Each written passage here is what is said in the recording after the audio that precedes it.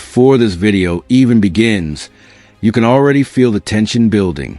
What starts as a simple public interaction quickly turns into a heated debate over constitutional rights, police authority, and the growing conflict between citizens recording in public and officers trying to control the situation. Sir,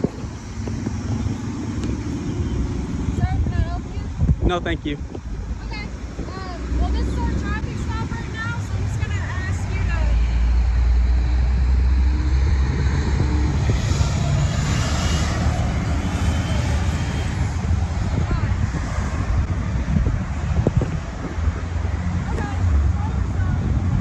Thank you.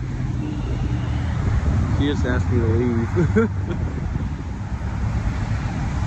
you know this person? Since you're making contact with me, could you identify your name and badge number? I'm Officer Albie. And your badge number, please? I don't even know why you're here right now. I asked you a direct question. Do you have your badge number on And you? I asked you to leave because right now you're not allowed to be on our traffic stop. Ma'am, if you're refusing to identify your badge number, it might result in a complaint with your department. Okay, I understand that. My badge number is 639. Thank you very much. But I've asked you a question. At this time, it's not consensual. Thank you. You're on my traffic stop. Ma'am, I'm an appropriate distance from your traffic stop. Please go back to work. Okay, but if something were to Ma'am, go happen back and to you were work. get harmed, Go back to work. then that would fall in our department. You're a liar. You're an idiot. If you were to get harmed right now, how would that... You're a idiot liar. Okay. Now do your job.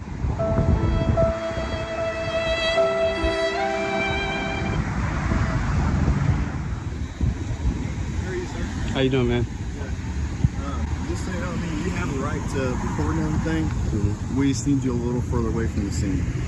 Do you remember what the Supreme Court ruled as far as the distance? Do you remember what it was? You don't know? Well, anything that we deem as unsafe. Okay, that's false. Have a good day, sir. Okay. Well, I will make sure to research that information. Thank you, sir. Right here is where the interaction immediately becomes more interesting. Notice how quickly the conversation changes once the citizen repeatedly asks for identification. Instead of simply answering the question professionally and moving on, the officer becomes defensive almost instantly. And that's something viewers notice every single time in these encounters. What's especially important here is the balance between authority and professionalism. I have the answer, by the way. But just know if you get too close to a scene, you can't be arrested. Hey, man, they would have arrested me already, man. Have a good one. I'm just letting you know. Have a good one. Have a good one. One strike.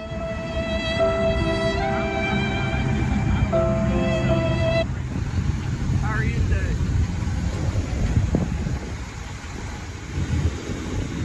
They don't like you to record. 1, 2, 3, 4, and they had a 5th car here as well, but that one left.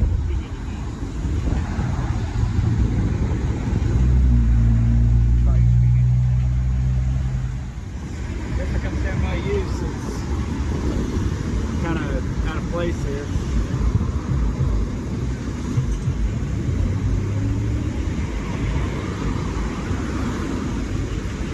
You from Deaf?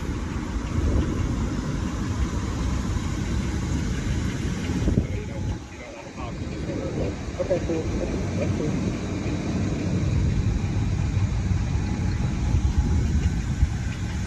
You report a lot of traffic stops? What's your name and your badge number? Just answer it, man. I don't have to, but I will because It's your policy. it's actually not our policy. It's not? No, it's not. You don't think it's professional to identify to I'm going people? Okay. Yeah, my name is Officer Love. Love? Yeah, my badge number is right there, 619. 6. Thank you, sir. Yeah. Not that you needed to do that. I mean, the only level was Hey, man, just show some professionalism. We'll all be good, all right? Thank you. I'm trying to have a conversation with you, man.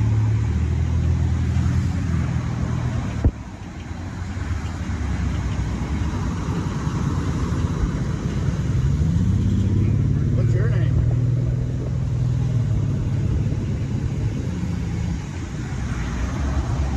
Well, I have to talk to you, but you don't have to talk to me, okay? Seems fair.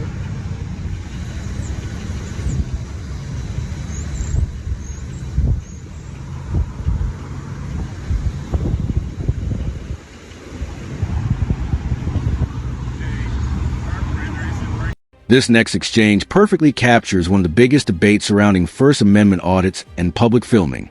The officer claims a citizen needs to move farther away because of safety, but then cannot clearly explain what specific distance lawfully applies. And once that happens, the citizen immediately starts challenging the authority behind the order. Now, to be fair, officers absolutely can establish safety perimeters during active scenes.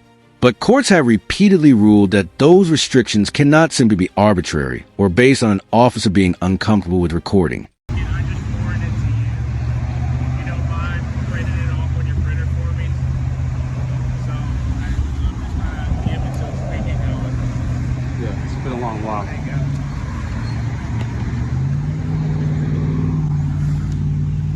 You just giving them a warning? You just giving them a warning? We'll take it back. We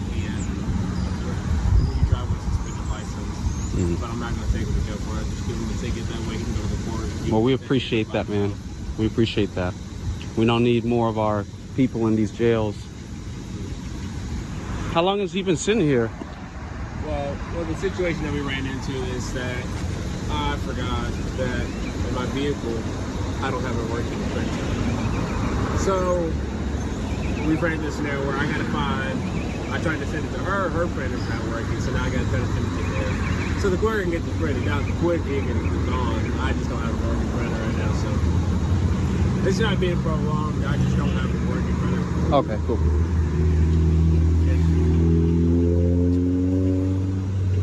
Looks like he's coming back with it right now, though, so we can get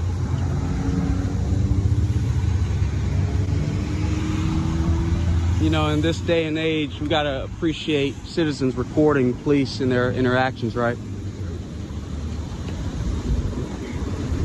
Cool.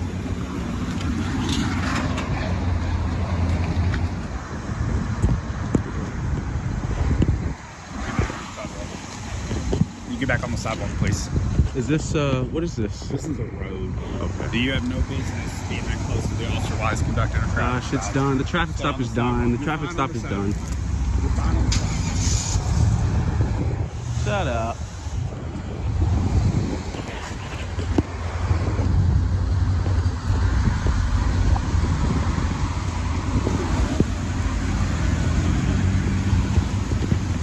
Is this traffic stop over?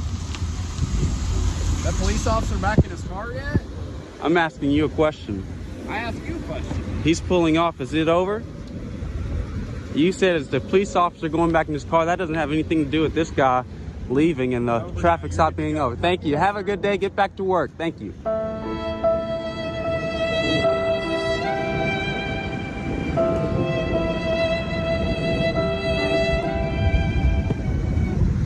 This guy, man.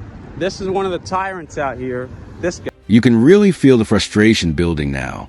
The officer repeatedly orders a citizen back onto the sidewalk, even after the traffic stop appears to be ending, while the citizen keeps pushing for a direct explanation. And this is where many of these encounters spiral out of control, not because of physical danger, but because communication completely breaks down. Notice how neither side is actually listening anymore. The citizen wants clear legal justification. The officer wants compliance without debate. You're on here, man. What's up?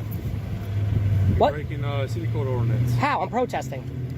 City code ordinance 41002. I'm protesting. You can't make a crime out of the First Amendment. What ordinance am I breaking? Okay, you can look at it if you would like. Do you have any identification on you? Well, what's the ordinance? I need to know the ordinance that I'm committing first. 1402. And what is Do you that? have any identification on you? What crime did I commit? This is a civil. This is civil. This is not criminal. This is civil, correct? Is it civil or is it criminal? Listen to what he's telling you. You violated City Code Ordinance 14-2 because of the use of the bullhorn, okay? You can stand out here and talk all you want and use your sign, do whatever you want, but you can't use the bullhorn. It's in the statute right here, 14-2. So, he's asking you for an ID. Do you have one or not? I have a question before I present any ID. Is it a criminal offense or is it a civil offense? It's a City Code violation. And is that civil or criminal? It's a simple question. Civil? It's a civil. Thank you. So it's not criminal. That means I've not committed a crime. So what is your reasonable cause sufficient for the ID then?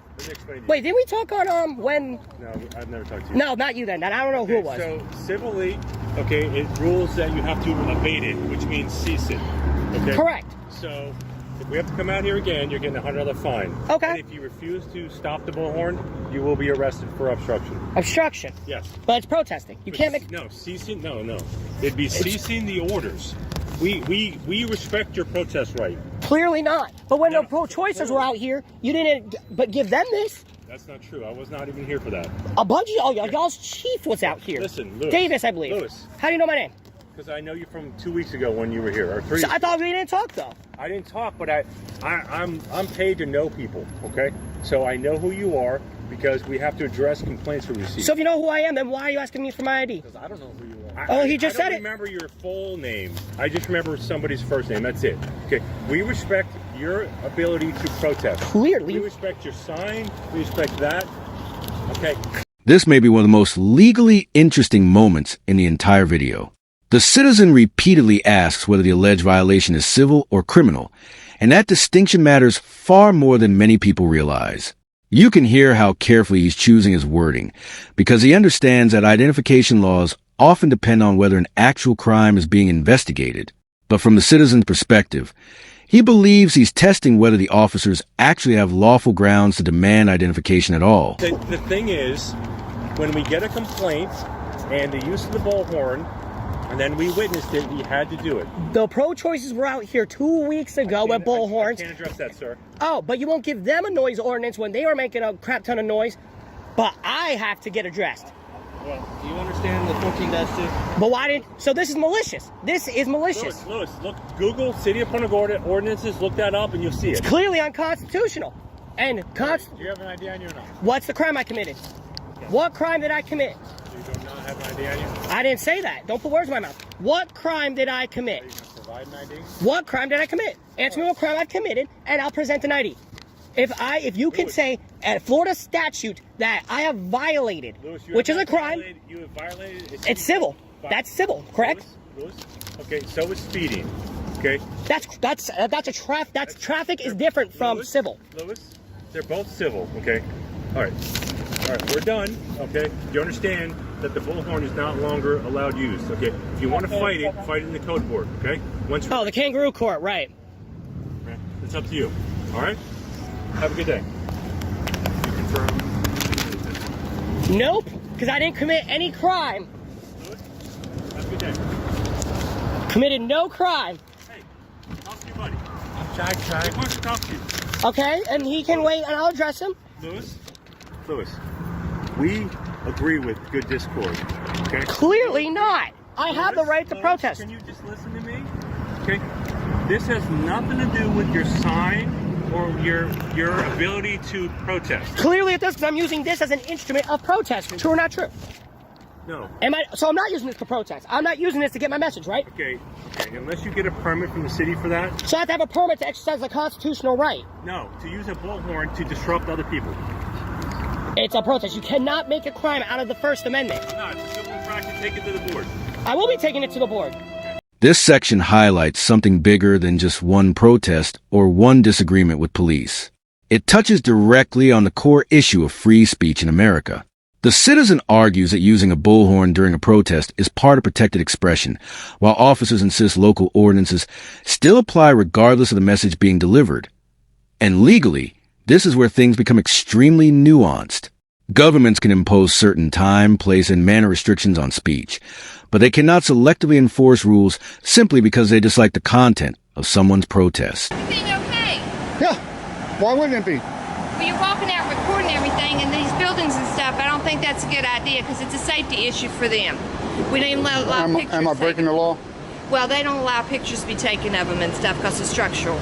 Okay, but that would be their policy, right? Yes, that's their policy, and probably one of the supervisors may come out and tell you to stop filming their building. Yeah, I won't do that. Okay.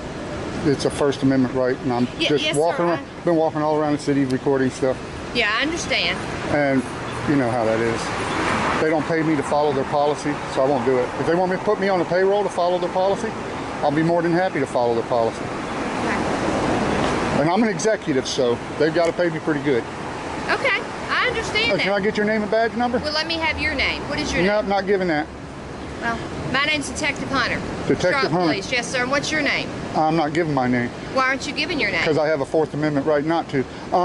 What's your badge number? It's 665. 665? Yes, sir. And you're basically telling me that I can't record here. You can't record their buildings, no, sir. I can't do this here? That is their property, sir. Is this their property right here? No, sir, this is public, but this is their private property. And anything I can see, I can record. Well, sir, you can record it, but it's a safety issue for them. I know they won't take anything inside the structures. They don't like people taking pictures. Did I go inside? No, sir, you're not inside. Okay. Then what's the problem? Sir, I'm just telling you that do not go inside their property. Did I go in their property? No, sir, you didn't, but your camera Then why do you did. tell me not to go in there? Your camera did. No, my camera's been right here. Well, sir, you've been viewing the inside of the property. You walked all the way down in front of the structure there. Yeah. I can't look there. Do I have to close my eyes when I turn my head that way? Videoing too? Yeah. Okay, well, they don't like that to be done. I don't care what they like, actually. Okay. Now, this exchange shifts into another major First Amendment battleground, filming public buildings and government facilities. The officer repeatedly suggests the citizen should not record certain areas, while simultaneously admitting that anything visible from public property can legally be filmed. And honestly, that contradiction is exactly why the conversation becomes so awkward. Once an officer acknowledges that someone has the legal right to record from public space, continuing to discourage the activity starts looking less like law enforcement and more like personal preference. Anything I can see, I can record. Yes, sir, you can.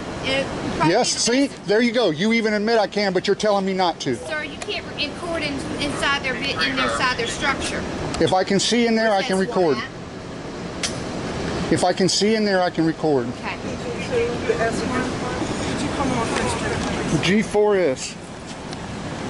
And you do not have the authority to take a picture of me, sir. I'm telling you, you don't have the authority to take a picture of me. I'm telling you, you cannot. I'm on public property. You're in public. Okay, well, You have no expectation of privacy in public.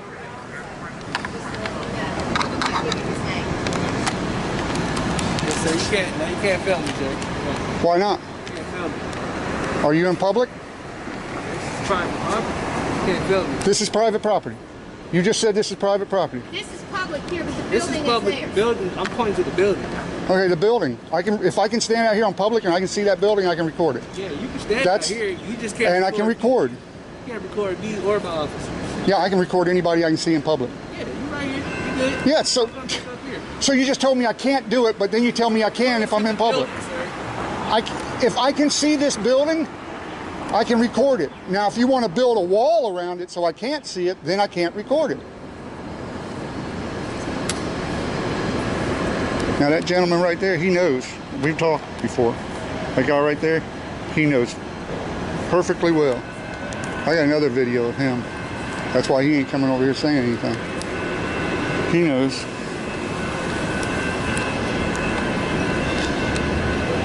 You can talk to this gentleman right here. This gentleman knows what he's talking about. I've talked to him before. He knows what he's talking about. He knows the law.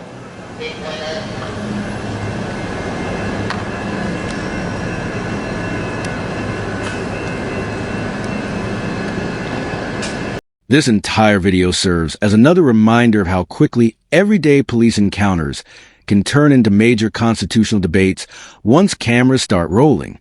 From badge identification disputes to recording traffic stops, protest rights, and filming government buildings, nearly every interaction here centered around one core issue: accountability in public spaces.